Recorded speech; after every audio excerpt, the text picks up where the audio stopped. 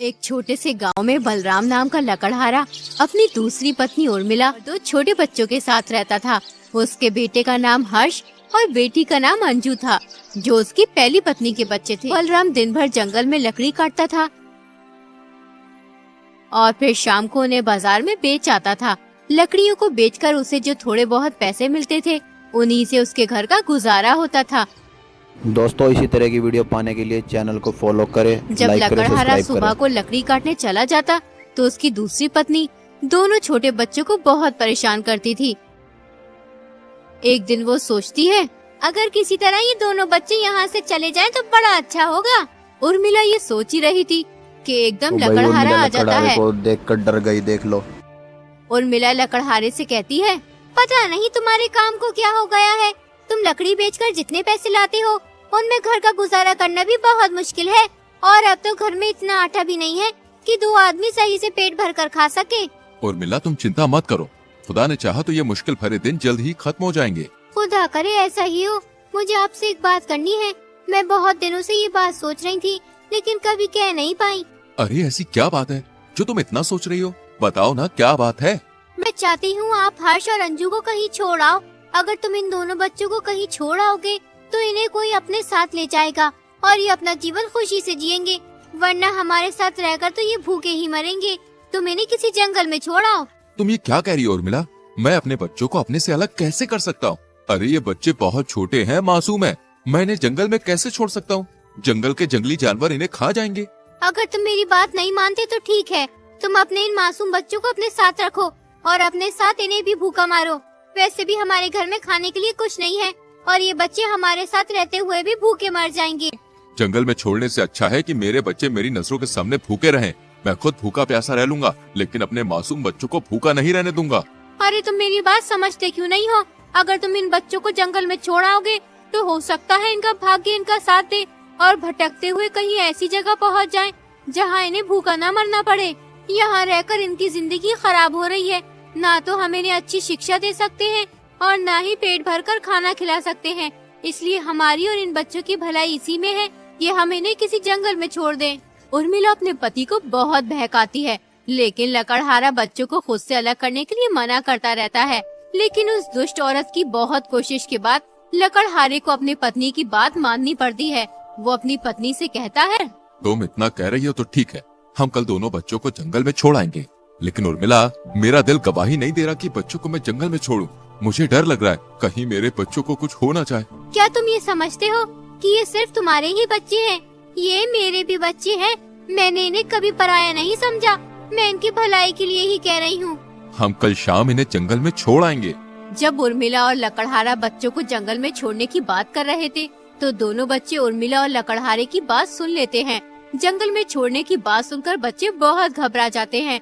हर्ष रोते हुए अपनी बहन अंजू से कहता है, दीदी, हमारी सौतेली माँ और पिताजी हमें जंगल में छोड़ने की बात कर रहे हैं। अगर ये लोग हमें जंगल में छोड़ आए तो जंगल में हमें जंगली जानवर खा जाएंगे। दीदी, मुझे बहुत डर लग रहा है। भाई, डर तो मुझे भी लग रहा है। अगर आज हमारी माँ जिंदा होती तो हमें कभी जंगल में छोड़ने की बात नहीं करती। कल हमें ये लोग जंगल में छोड़ आएंगे। हमें जंगल से वापस आने का कोई रास्ता निकालना ही होगा। अंजू बहुत ही समझदार थी। वो रात भर जंगल से वापस आने के बारे में सोचती रही। फिर उसके दिमाग में एक बात आई। वो हर्ष से बोली, मुझे पता चल गया है, हम जंगल से वापस घर कैसे आ सकते हैं, लेकिन उसके लिए हमें छोटे कंकड़ चाहिए।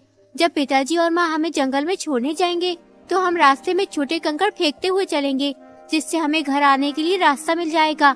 अब तुम एक काम करो, बाहर से कुछ कंकड़ उठा लाओ। अपनी बहन के कहने पर हर्ष अपने पिता और सौतेली माँ की निगाह से बचकर घर से बाहर निकल आता है। फिर बहुत सारे कंकड़ उठाकर अपनी जेब में भर लेता है और फिर चुपचाप वापस घर आ जाता है।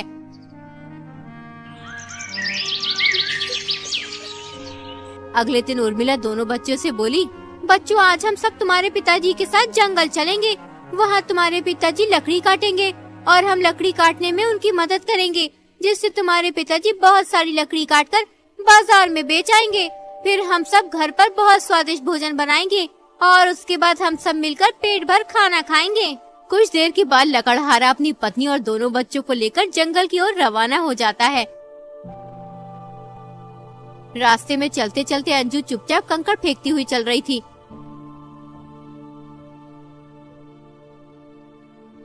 कुछ ही देर में सब जंगल पहुंच जाते हैं। फिर लकड़हारा दोनों बच्चों से कहता है, बच्चों, मैं लकड़ी काटने जा रहा हूँ। तुम्हारी माँ भी मेरे साथ है, मेरी लकड़ी काटने में मदद करने जाएगी। जब तक हम लकड़ी काट कर लौटे तब तक तुम हमारा इस पेड़ के नीचे बैठकर इंतजार करना। हम कुछ समय में वापस आ जाएंगे। ठीक है पिताजी, हम तुम्हारा यहीं बैठकर इंतजार करेंगे। लेकिन पिताजी, आप लकड़ी काटकर थोड़ी जल्दी लौटना। मेरे बच्चों, तुम परेशान मत हो, मैं कुछ ही देर में लकड़ी काटकर वापस आ जाऊंगा। लकड़हारा दोनों बच्चों को घने जंगल में छोड़कर अपनी पत्नी उर्मिला के साथ घर चला आता है। दोनों बच्चे पूरा दिन लकड़हारे का इंतजार करते रहते हैं, लेकिन लकड़हारा वापस लौटकर नहीं आता है। कुछ देर के बाद जब अंधेरा हो जाता है तो दोनों बच्चों को उस घने जंगल में डर लगने लगता है। दीदी, मुझे बहुत डर लग रहा है। अब हम क्या करेंगे? अगर कोई जंगली जानवर आ गया तो वो हमें खा जाएगा। घबराओ मत हर्ष, मैंने रास्ते में कंकड़ फेंक दिए थे। अब उन कंकड़ों की मदद से हम अपने घर पहुंच जाएंगे। दोनों बच्चे कंकड़ों की मदद से रास्ता तलाश करते हुए अपने घर पहुंच जाते हैं।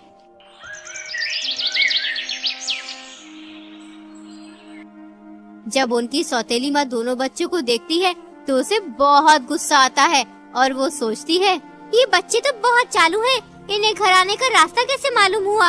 इतनी कोशिशों के बाद मैंने इन्हें घर से निकाला था। पता नहीं ये बदमाश बच्चे उस घने जंगल से कैसे वापस आ गए। इन्होंने मेरी सारी कोशिश नाकाम कर दी। अब मैं इन्हें छोड़ूंगी नहीं। तुम दोनों बहुत शैतान हो गए हो। कहाँ चले गए थे? तुम्हारे पिताजी ने तुम्हें पेड़ के नीचे इंतजार करने के लिए कहा था, लेकिन तुम हमें उस पेड़ के नीचे नहीं मिले। हमने तुम्हें जंगल में बहुत तलाश किया, लेकिन तुम कहीं नहीं मिले। अगर तुम्हें जंगल में कुछ हो गया होता तो लोग यही कहेंगे कि सौतेली माँ ने करवा दिया। लोगों को ये नहीं पता कि ये बच्चे कितने शैतान हैं। इतनी देर तक घर से बाहर रहते हो, तुम्हें किसी चीज का खौफ है या नहीं? उर्मिला बच्चों को डांट ही रही थी कि एकदम लकड़हारा आ जाता है। जैसे ही वो अपने दोनों बच्चों को देखता है, वो उन्हें प्यार से अपने सीने से लगा लेता है और फिर उन्हें खाना खिलाता है। कुछ दिन यूं ही बीत जाते हैं। लकड़हारे की आमदनी बहुत कम हो जाती है, इसलिए उसकी पत्नी उससे फिर जिद करती है कि बच्चों को जंगल में छोड़ दो। लकड़हारा अपनी पत्नी को बहुत मना करता है कि वो अपने बच्चों को कहीं छोड़ने नहीं जाएगा, लेकिन पत्नी के बार बार कहने पर वो बच्चों को दोबारा जंगल में छोड़ने के लिए राजी हो जाता है। अगले दिन लकड़हारा दोबारा अपने बच्चों और पत्नी के साथ जंगल की ओर निकल पड़ता है। इस बार वो जंगल में बच्चों को बहुत अंदर ले गया होता है। फिर वो बच्चों से बोलता है, तुम दोनों यही हमारा इंतजार करना, मैं लकड़ी काट कर ला रहा हूँ। हम कुछ ही देर में वापस आ जाएंगे। लकड़हारा दोनों बच्चों को उस घने जंगल में छोड़कर अपनी पत्नी के साथ घर चला आया। बच्चे काफी देर तक अपने पिता के आने का इंतजार करते रहे। अंत में थककर दोनों बच्चे उसी जंगल में सो जाते हैं। सुबह होने पर जब बच्चों की आंख खुलती है तो हर्ष डर से है। डरो मत भाई, हम इस बार भी घर जाने का कोई न कोई रास्ता जरूर निकाल लेंगे। बस तुम्हें मेरी रास्ता ढूंढने में मदद करनी होगी। दोनों भाई बहन बहुत देर तक जंगल में भटकते रहते हैं, लेकिन उन्हें घर जाने का कोई रास्ता नहीं मिलता। उसी जंगल में एक आदमखोर बुढ़िया रहती थी। उसे इंसानों का मांस खाना बहुत पसंद था। इस बार उसने बहुत दिनों से इंसानी मांस नहीं खाया था। पता नहीं इंसानों को क्या हो गया है जो आप इस जंगल में नहीं आते। रोज रोज मैं उल्टी सीधी चीजें खा खा कर परेशान हो गई हूँ। अब तो मुंह का स्वाद भी खराब हो गया है। सालों हो गए हैं इंसानी मांस खाए हुए, अब रहा नहीं जाता। अगर मुझे इंसानी मांस खाना है तो मुझे इस जंगल से बाहर जाना ही होगा। उसके बाद वो बुढ़िया इंसानों की तलाश में निकल जाती है। तभी उसकी नजर हर्ष और अंजू पर पड़ती है। उन्हें देखकर वो सोचने लगती है, अरे आज तो ऊपर वाला मुझ पर बहुत मेहरबान है। मैं इंसानों को जंगल के बाहर तलाश करने जा रही थी, लेकिन ये तो खुद चलकर मेरे पास आ रहे हैं, वो भी एक साथ 2 इंसानी बच्चे। अब मुझे किसी भी तरह इन बच्चों को अपने जाल में फंसाना होगा और उसके बाद मैं इन्हें खाऊंगी। वो आदमखोर बुढ़िया जल्दी से अपने घर जाती है और अपने घर के बाहर बहुत सारी मिठाइयाँ और खाना रख देती है। हर्ष और अंजू अपने घर का रास्ता तलाश करते हुए उस बुढ़िया के घर पहुंच जाते हैं। जब उनकी नजर बुढ़िया के घर के आगे रखी मिठाइयों और खाने पर पड़ती है तो हर्ष अंजू से कहता है, दीदी देखो, उस घर के आगे कितना सारा भोजन और मिठाइयाँ रखी हैं। इतना सारा भोजन मैंने कभी नहीं देखा। देखने में तो ये भोजन बहुत ही स्वादिष्ट लग रहा है। क्या हमें ये भोजन खाना चाहिए? मुझे तो बहुत तेज भूख लग रही है। भूख तो मुझे भी लग रही है और खाली पेट हम अपने घर का रास्ता भी तलाश नहीं कर सकते, इसलिए हमें ये भोजन खाना ही होगा। लेकिन होशियार रहना, कोई हमें भोजन खाता हुआ देख न ले। दोनों बच्चे खुशी खुशी घर के बाहर रखी मिठाइयाँ और भोजन खाने लगते हैं। थोड़ी ही बुढ़िया अपने घर से बाहर आती है। बुढ़िया को देखकर दोनों बच्चे डर जाते हैं। मेरे प्यारे मासूम बच्चों, डरो मत, इसे अपना ही घर समझो। ये सब मिठाइयाँ तुम्हारे लिए ही हैं। जितना जी चाहे उतना खा लो। वैसे तुम इस घने जंगल में अकेले कर क्या रहे हो? तुम्हारे माता पिता कहाँ हैं? दादी, हम इस जंगल में फंस गए। हमें अपने घर का रास्ता नहीं मिल रहा है। हम कब से अपने घर का रास्ता तलाश कर रहे हैं, लेकिन हमें अभी तक अपने घर का रास्ता नहीं मिला। ऐसा लगता है जैसे हम इस घने जंगल में फंस गए। घबराओ मत मेरे बच्चों, तुम्हें तुम्हारे घर का रास्ता जरूर मिल जाएगा। थोड़ी देर के बाद दिन ढलने वाला है, इसलिए तुम्हारा इस जंगल में यूँ अकेला फिरना सही नहीं है। यहाँ बहुत ही खतरनाक जंगली जानवर रहते हैं। तुम दोनों मेरे घर के अंदर चलो और कल सुबह अपने घर का रास्ता तलाश कर लेना। बुढ़िया दोनों बच्चों को बहकाकर अपने घर के अंदर ले जाती। फिर बुढ़िया उन्हें बहुत अच्छा खाना खिलाती है। 2 दिन से बच्चों ने कुछ नहीं खाया था, इसलिए दोनों बच्चे खूब खाना खाते हैं। उन्होंने आज पहली बार इतना सारा और स्वादिष्ट खाना खाया था। खाना खाकर दोनों बच्चे सो जाते हैं, क्योंकि वो दोनों बहुत थके हुए थे। बच्चों को सोता देख बुढ़िया सोचती है, आज तो मजा ही आ जाएगा। आखिरकार आज मुझे इंसानी मांस खाने को मिल ही जाएगा। कब से तरस रही थी मैं इंसानी मांस खाने के लिए। अब मैं इन बच्चों को खूब अच्छे से पकाकर खाऊंगी। वो बुढ़िया बहुत खुश थी, क्योंकि उसके जाल में एक साथ 2 बच्चे फंस गए थे। उसने चुपके से उन दोनों बच्चों को एक रस्सी से बांध दिया। फिर बुढ़िया दोनों बच्चों को जगाते हुए बोली, उठो आलसी बच्चों, कब तक सोते रहोगे? अब मैं तुम दोनों को पकाकर खाऊंगी। पहले तुम्हारे भाई को खाऊंगी और उसके बाद तुम्हें खाऊंगी। बुढ़िया की बात सुनकर दोनों बच्चे बहुत डर गए। वो डरते हुए बुढ़िया से बोले, दादी, आप हमें क्यों खाना चाहती हो? हमने आपका क्या बिगाड़ा? चुप कर छोटे बच्चे, तुमने मेरा कुछ नहीं बिगाड़ा। मुझे इंसानी मांस खाना बहुत पसंद है, इसलिए मैंने तुम्हें कल अपने जाल में फंसाया था। लेकिन मांस पकाने के लिए घर में लकड़ी तो है ही नहीं। पहले मैं जल्दी से जंगल से लकड़ी ले आती हूँ, फिर तुम्हारा मांस पकाकर खाऊंगी। इतना कहकर बुढ़िया जंगल की ओर लकड़ी लेने चली जाती है।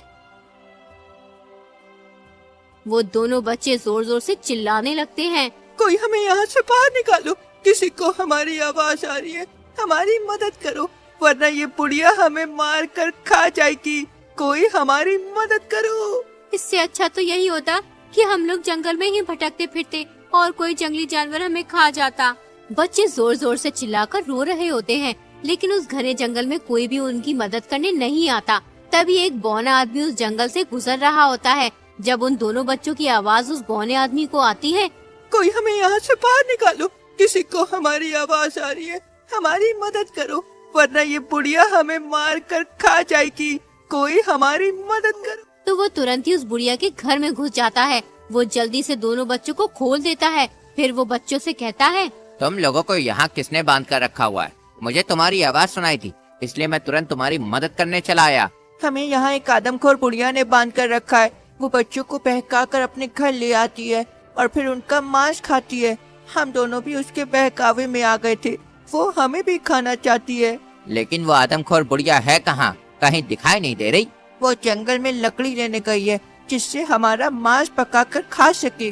वो लकड़ी लेने बहुत देर की गई हुई है, कुछ ही देर में वो आने वाली होगी।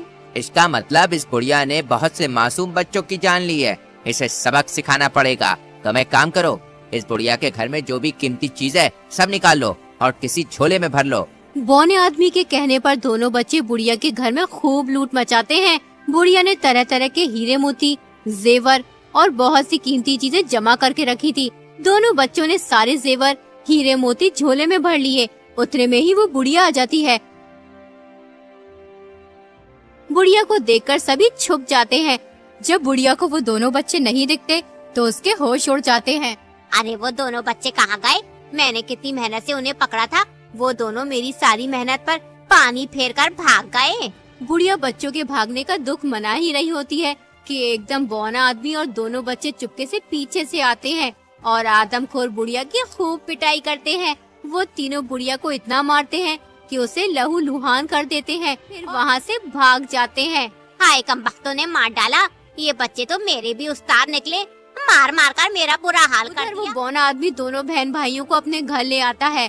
फिर वो आदमी बच्चों से पूछता है, तुम उस घने जंगल में क्या करने गए थे? वहाँ लोग बहुत ही कम जाते हैं। अगर किसी को बहुत जरूरी काम होता है तभी लोग वहाँ पे जाते हैं। मैं समय पर नहीं पहुँचता तो वो बुढ़िया तुम्हें पकाकर खा जाती। तुमने हमारी जान बचाई, इसके लिए हम आपके शुक्रगुजार हैं।